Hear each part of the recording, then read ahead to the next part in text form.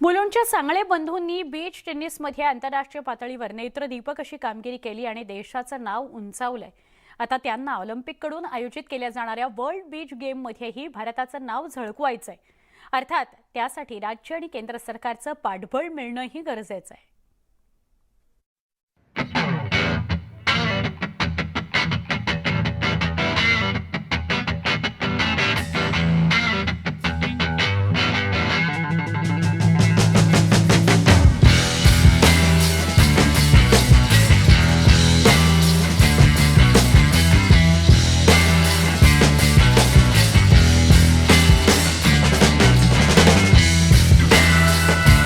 सालच्या टोकियो ऑलिम्पिकमध्ये उन्नत विश्वजित या सांगळे बंधूंनी भारताचं प्रतिनिधित्व केलं आणि आता वर्ल्ड बीच मध्ये खेळण्याचा चंग या बंधूंनी बांधलाय।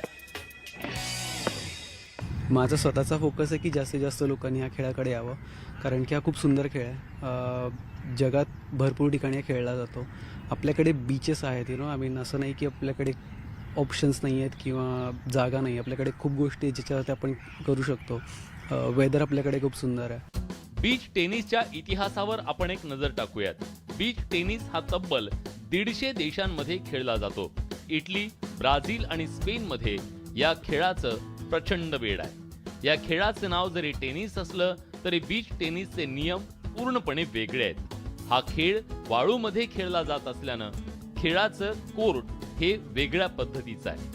लॉन टेनिस मध्ये बॉल जमिनीवर टप्पा पडून हिट केला जातो, मात्र बीच टेनिस खेळताना व्हॉलीबॉल प्रमाणे बॉल जमिनीला लागू न देता तो कायम हवेत खेळवावा लागतो। या खेळाची सुरुवात इटलीमध्ये 1975 साली झाली आणि आज हा खेळ 150 देशांमध्ये खेळला जातोय।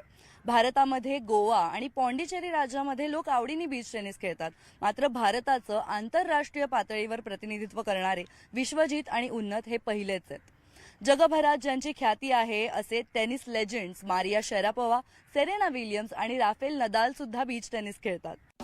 उन्नत आणि विश्वजित सांगळे हे सध्या जगभरातून टॉप 1000 खेळाडूंच्या यादीत 727व्या स्थानी आहेत। कोणत्याही मूलभूत सुविधा नसताना सुद्धा या भावंडांनी हे स्थान कमावलंय।